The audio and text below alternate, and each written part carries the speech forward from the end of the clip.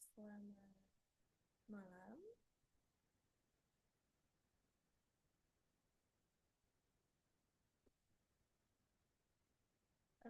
Pertama-tama perkenalkan, saya Nurbaiti dengan NIM D1C122060 dari kelas R002. Pada kesempatan kali ini saya akan menjawab pertanyaan eh, mata kuliah bioenergi, di mana apa itu bahan bakar fosil. Bahan bakar fosil adalah bahan bakar yang terbentuk dari tumbuhan dan hewan yang mati jutaan tahun yang lalu. Bangkai atau fosil yang terendam di bawah tanah ini dalam waktu lama dapat membentuk lapisan-lapisan. Dengan adanya tekanan dan panas di bawah tanah, bangkai akan berubah menjadi gas, minyak, dan biji batu bara. Jenis bahan bakar fosil seperti minyak bumi dan batu bara biasanya dimanfaatkan untuk energi listrik yang digunakan manusia sehari-harinya.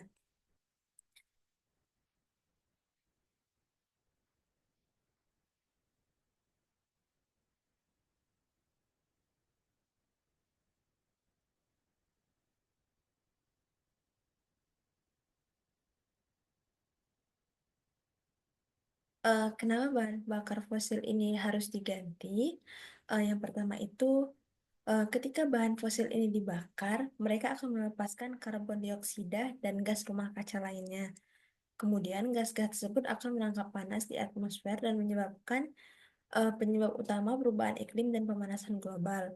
Perubahan iklim dan pemanasan global juga bisa berdampak buruk bagi kehidupan di bumi.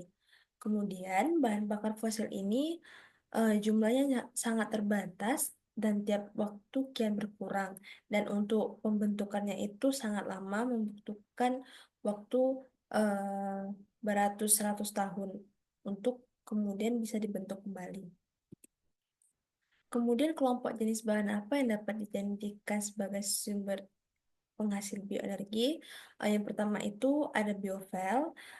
Biofuel ini termasuk biodiesel dan bioetanol yang dihasilkan dari biomasa seperti minyak nabati, jagung, dan tebu.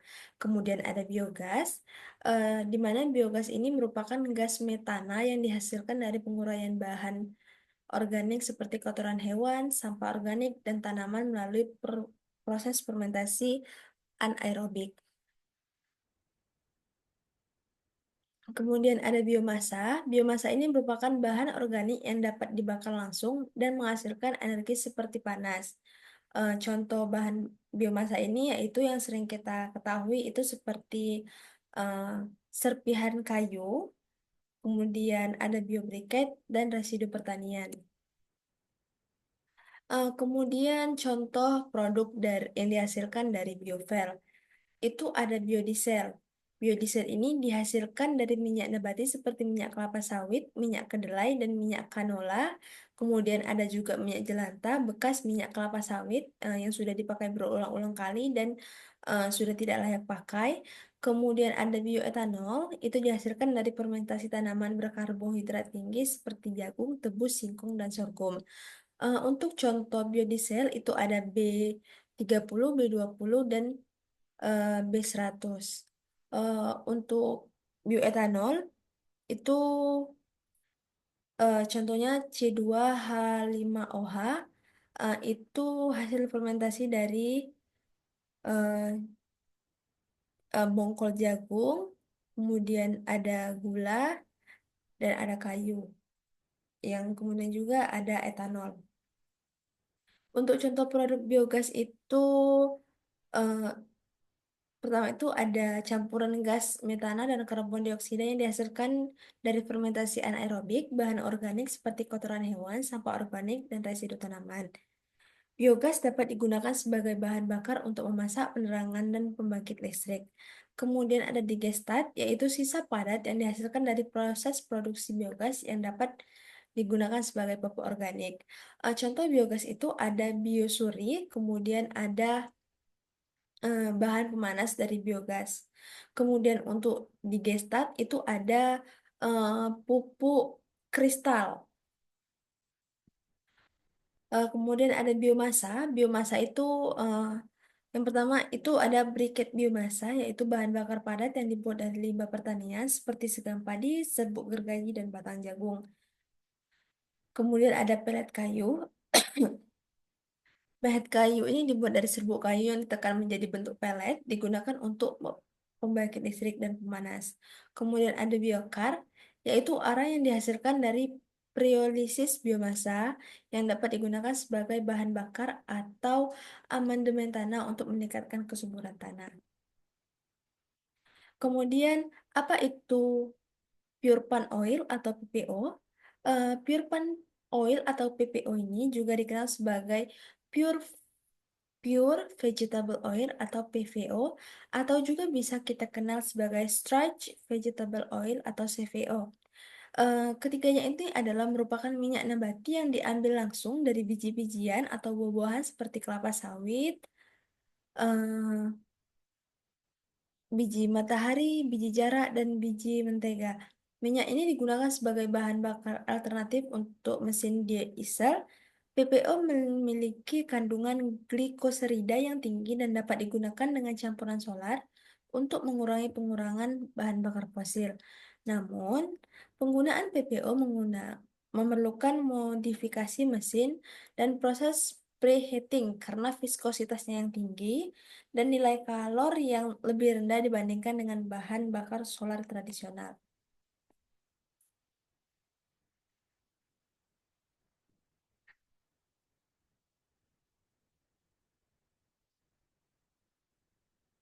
Alasan kenapa minyak harus dikonfirmasi terlebih dahulu menjadi biodiesel agar dapat dijadikan sebagai bahan bakar, yaitu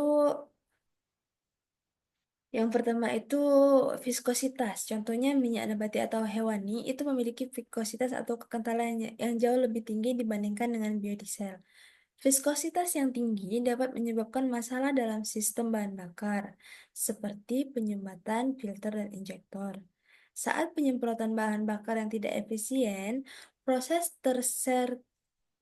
tersesterifikasi mengurangi viskositas minyak, sehingga biodiesel yang dihasilkan memiliki sifat alir dan lebih baik dan lebih mirip dengan diesel.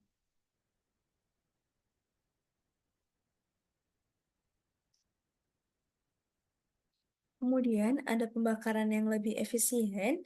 Minyak nabati atau hewani memiliki molekul trigliserida yang lebih besar dan kompleks dibandingkan dengan molekul metil ester dalam biodiesel. Trigliserida ini memerlukan lebih banyak oksigen untuk pembakaran sempurna yang dapat mengurangi efisien pembakaran dan meningkatkan emisi gas buang. Konversi minyak menjadi biodiesel itu menghasilkan metil ester yang lebih mudah terbakar dan menghasilkan pembakaran yang lebih efisien serta emisi yang lebih rendah. Kemudian stabilitas termal dan oksidatif. Minyak nabati atau hewani rentan terhadap dekomposisi termal dan oksidatif pada suhu tinggi yang dapat menyebabkan pembentukan resin dan deposit yang merugikan dalam mesin. Biodiesel yang dihasilkan dalam proses terifikasi memiliki stabilitas termal dan oksidatif yang lebih baik, sehingga mengurangi risiko pembentukan deposit dan memperpanjang umur mesin. Kemudian ada kompabilitas dengan mesin. Biodiesel memiliki sifat fisik dan kimia yang lebih mirip dengan diesel fosil dibandingkan dengan minyak nabati atau hewani.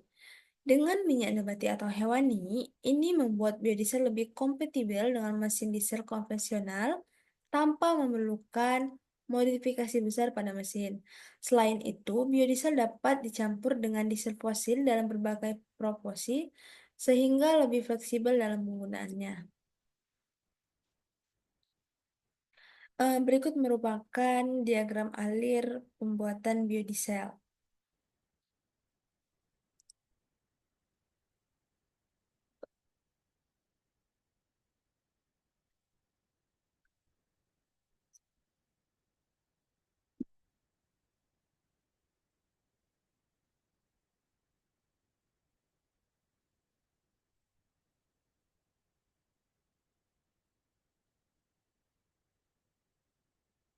CPO yang mengandung asam lemak bebas lebih dari 5% dilakukan esterifikasi untuk memperoleh metil ester. CPO yang berada pada tangki satu dipanaskan dengan heater sampai temperatur 109 derajat Celcius agar air yang terkandung dalam CPO menguap.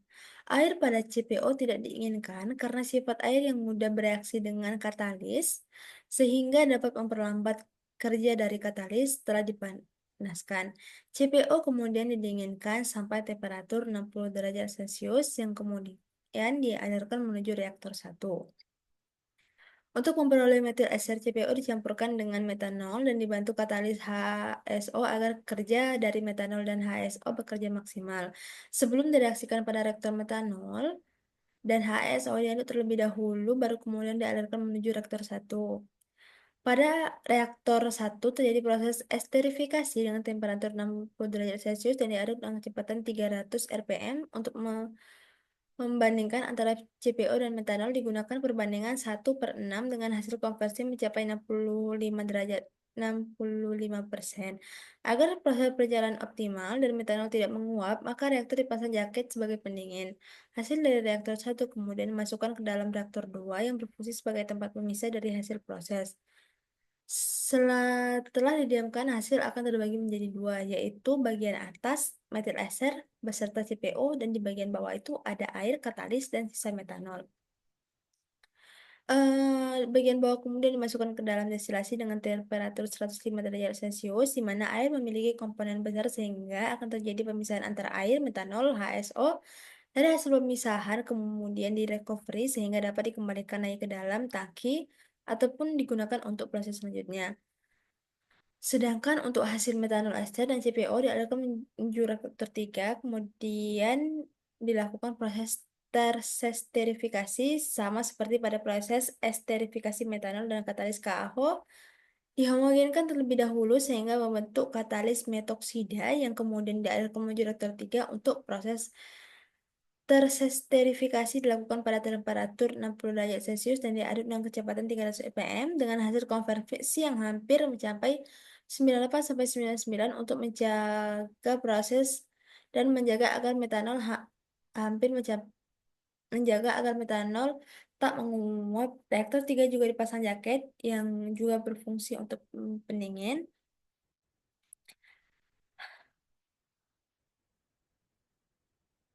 Hasil dari tersesterifikasi kemudian dialirkan menuju reaktor 3 untuk proses pemisahan. Pada reaktor ini akan terbentuk tiga lapisan dengan lapisan atas biodiesel, lapisan kedua gliserol, dan lapisan paling bawah metanol yang tak bereaksi, katalis dan air. Pada lapisan atas biodiesel yang diperoleh masih kasar karena masih mengandung zat-zat pengotor. Untuk itu biodiesel dilakukan proses evaporasi agar air dan metanol yang terkandung menguap dan biodiesel menjadi murni.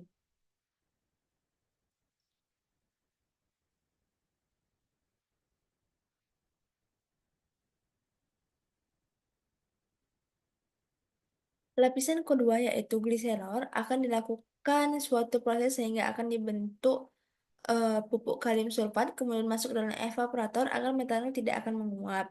Lalu untuk proses awal pembuatan pupuk gliserol dipanaskan hingga mencapai suhu 90 derajat Celcius yang kemudian ditambahkan 1% HSO dari volume gliserol kemudian diaduk sehingga homogen.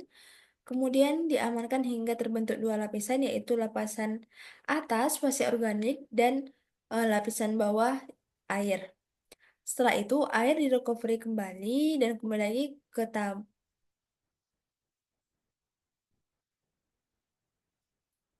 ke tank, sedangkan fase organik dilakukan pencucian dengan perbandingan 1/5 antara gliserol dan air yang berfungsi untuk memisahkan larutan garam dari gliserol yang tidak beraksi. Kemudian fase organik diuapkan dengan tekanan vakum sampai membentuk kristal yang kemudian didinginkan selanjutnya. Hasil dari proses drying sambil dicuci dengan metanol sehingga bersih dan membentuk KSO. Lapisan paling bawah akan masuk ke dalam kolong destilasi untuk dipisahkan berdasarkan titik didih dan hasilnya akan direcovery yang kemudian dapat digunakan kembali.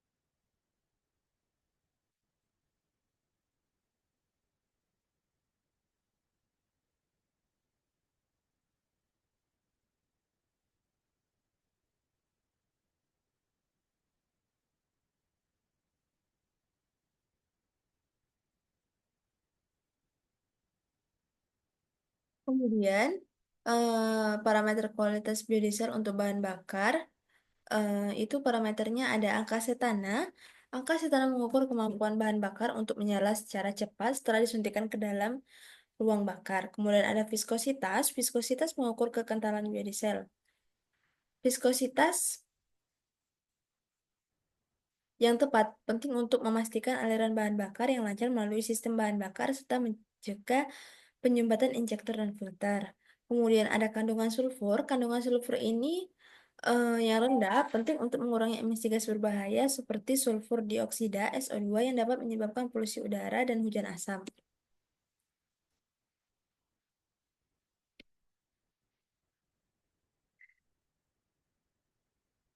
Kemudian ada titik nyala dan titik kabut. Titik nyala menentukan suhu minimum di mana uap bahan bakar dapat menyala di udara yang terpenting untuk keamanan penyimpanan penanganan. Titik kabut menunjukkan suhu di mana biodiesel mulai mengeruh dan membentuk kristal yang penting untuk memastikan bahan bakar tetap mengalir dengan baik pada suhu rendah dan mencegah penyumbatan filter. Kemudian ada kandungan air. Kandungan air dalam biodiesel perlu diminimalkan karena air dapat menyebabkan korosi dan pada komponen mesin, pembentukan karbon dan kerak serta mengurangi stabilitas bahan bakar. Kemudian ada kandungan FAME, fatty acid methyl ester. Ini adalah kadar ester metil dalam biodiesel. Biodiesel dengan kadar fatty acid methyl ester yang sesuai memastikan sifat-sifat bahan bakar seperti densitas, viskositas, dan stabilitas oksidasi memenuhi standar yang diperlukan untuk digunakan dalam mesin diesel. Kemudian ada kestabilan oksidasi, yaitu untuk mengukur kemampuan biodiesel untuk bertahan terhadap proses oksidasi selama penyimpanan. Biodiesel yang stabil secara oksidatif akan tetap efektif dalam jangka waktu lama tanpa mengalami degradasi yang dapat menyebabkan pembentukan gam dan deposit. Kemudian ada lubricity. Itu adalah eh, parameter biodiesel untuk melumasi komponen mesin dan mengurangi keausan. Lubricity yang penting untuk menjaga kinerja mesin dan memperpanjang umur komponen seperti pompa bahan bakar dan injektor. Sekian eh, video jawaban untuk ujian mata kuliah bioenergi dari saya. Ada kesalahan atau salah penulis dalam eh, PowerPoint saya mohon maaf. Saya Airi. Wassalamualaikum warahmatullahi wabarakatuh.